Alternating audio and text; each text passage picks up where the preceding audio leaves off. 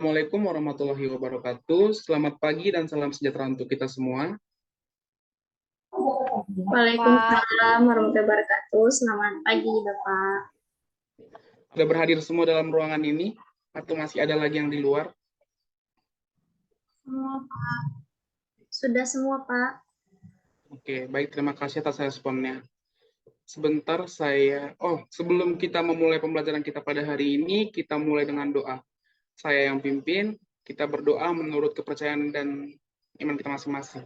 Berdoa dimulai.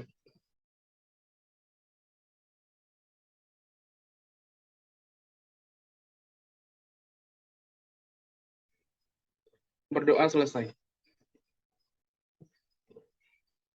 Oke, sebelum itu saya izin share screen dulu. Sudah, Pak.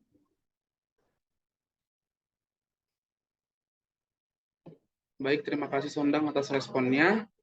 Oke, pada hari ini kita akan membahas mengenai memperkukuh persatuan dan kesatuan bangsa dalam NKRI. Jadi nantinya setelah anak-anak semua mendapatkan materi ini, anak-anak semua lebih mengerti apa itu konsep NKRI, apa itu bagaimana cara memperkukuh dan memperkukuh persatuan dan kesatuan bangsa di dalam NKRI. Oke, sebelum kita lebih jauh membahas mengenai bagaimana memperkukuh persatuan dan kesatuan bangsa dalam NKRI, kita bahas dulu mengenai apa itu konsep NKRI. Di sini anak-anak semua apakah sudah tahu apa itu NKRI? Izin menjawab, Pak. Ya, Sondang, persilakan. Baik, Pak. Jadi, sepengetahuan saya, NKRI adalah singkatan dari Negara Kesatuan Republik Indonesia. Sekian dan terima kasih, Pak. Baik, bagus sekali ya Sondang. Singkat, padat, dan jelas. Mungkin dari anak-anak yang lain, apakah ada yang ingin menjawab lagi? Saya, Pak. Baik, kepada Seli. Jadi, Pak, menurut saya NKRI itu adalah keutuhan suatu negara, yaitu salah satunya negara Indonesia. Sekian, Bapak. Baik, terima kasih Seli. Jawabannya bagus-bagus semua ya, Nanda. Baik, NKRI atau Negara Kesatuan Republik Indonesia adalah suatu bentuk negara yang terdiri atas wilayah yang luas dan tersebar dengan bermacam adat, suku, keyakinan, serta budaya yang memiliki tujuan dasar menjadi bangsa yang merdeka, bersatu, berdaulat, adil, dan makmur. Di mana dalam pasal 25A Undang-Undang Dasar 1945 menentukan bahwa Negara Kesatuan Republik Indonesia adalah sebuah negara kepulauan yang berciri Nusantara dengan wilayah yang batas-batas dan haknya ditetapkan dengan undang-undang. Lalu dapat kita simpulkan atau kita tarik kesimpulan bahwasannya negara Republik Indonesia adalah negara kesatuan berbentuk republik yang wilayahnya merupakan kesatuan dari ribuan pulau yang terletak di antara Samudra Pasifik dan Samudra Hindia serta di antara benua Asia dan Australia. Nah, selanjutnya sesuai dengan tema kita tadi, kita akan membahas bagaimana cara memperkukuh persatuan dan kesatuan bangsa dalam NKRI. Nah, Bapak ingin tanya lagi mengenai makna persatuan dan kesatuan yang kalian ketahui. Bapak persilakan. Izin, Bapak. Baik, pada Seli, Bapak persilakan. Baik, Bapak. Sepengetahuan saya, persatuan adalah di mana suatu individu atau kelompok-kelompok yang saling berbeda itu memiliki kesatuan yang utuh di dalam suatu wilayah, Bapak. Sekian, Bapak. Baik, terima kasih jawabannya Seli. Ada jawaban lain? Tadi jawaban Seli sudah cukup bagus. Jawab, Pak. Baik, sangat aktif ya kelas Bapak hari ini ya. Semangat semua Bapak lihat. Oke, Rizkika, dipersilakan. Baik Pak, terima kasih kesempatannya. Makna persatuan dan kesatuan dalam berbangsa Indonesia itu yaitu adanya rasa bahwa kita itu memiliki rasa senasib dan penanggungan di mana kita itu sama-sama bangsa yang bermukim di wilayah yang sama yaitu wilayah Negara Kesatuan Republik Indonesia. Itu saja Pak. Saya kembalikan kepada Pak. Oke, terima kasih Rizkika. Tadi Rizkika langsung mengambil jawaban persatuan dalam konsep NKRI. Sangat bagus Rizkika. Oke, Sondang tadi yang terakhir menunjuk tangan untuk menjawab. Silakan Sondang. Baik Pak, terima kasih. Jadi menurut saya makna persatuan dan kesatuan itu adalah kita kan ini Indonesia terdiri dari berbagai suku dan budaya. Jadi kita itu berbeda namun memiliki rasa senasib dan sepenanggungan sebagai bangsa Indonesia yang tinggal di wilayah NKRI tadi. Dan Pak, dikembalikan. Terima kasih. Baik, terima kasih Anda semua. Bagus semua jawabannya ya. Jadi, persatuan secara sederhana berarti gabungan atau ikatan, kumpulan, dan sebagainya. Dari beberapa bagian menjadi sesuatu yang utuh. Atau dengan kata lain, persatuan itu berkonotasi disatukannya bermacam-macam corak yang beragam ke dalam suatu kebulatan yang utuh. Nah, dalam konsep bangsa, persatuan ini disubstansikan adalah bangsa yang menghuni wilayah Nusantara dari Sabang sampai Merauke.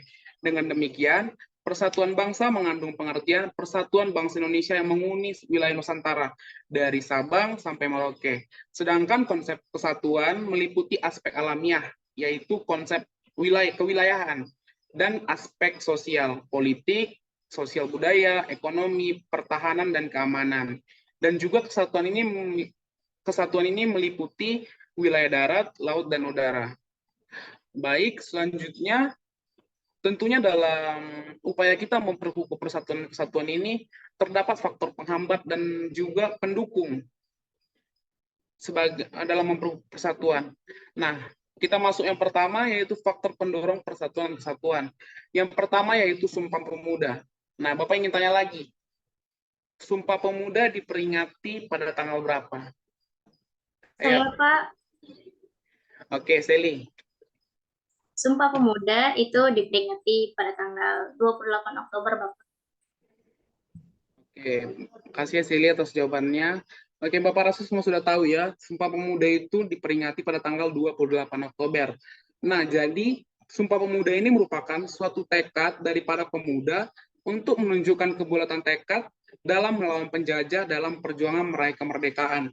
Nah, dalam isi rumusan Sumpah Pemuda tersebut terkandung nilai utama, yaitu tanah air, satu bangsa, dan satu bahasa, yaitu Indonesia. Ikrar ini juga telah memberikan manfaat lainnya seperti mempererat hubungan kekeluargaan dan persaudaraan di negara kita Indonesia. Baik, kita lanjut. Faktor yang kedua yaitu Pancasila. Karena dalam Pancasila ini nilainya bersifat universal. Apa itu universal? Jadi nilai-nilai Pancasila itu diciptakan bukan hanya untuk satu bangsa atau satu suku atau satu budaya.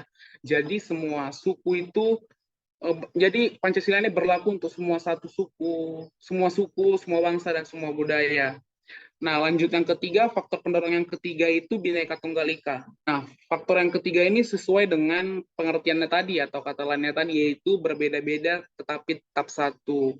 Nah, jadi kenapa ini faktor pendorong? Jadi jika masyarakat Indonesia yang berbeda-beda tadi berpedoman atau berpegang teguh terhadap Bhinneka Tunggal Ika ini tentunya akan mendorong atau memperkukuh persatuan kesatuan kita sebagai bangsa Indonesia.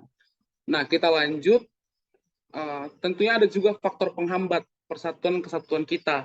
Yang pertama, keragaman pada masyarakat Indonesia.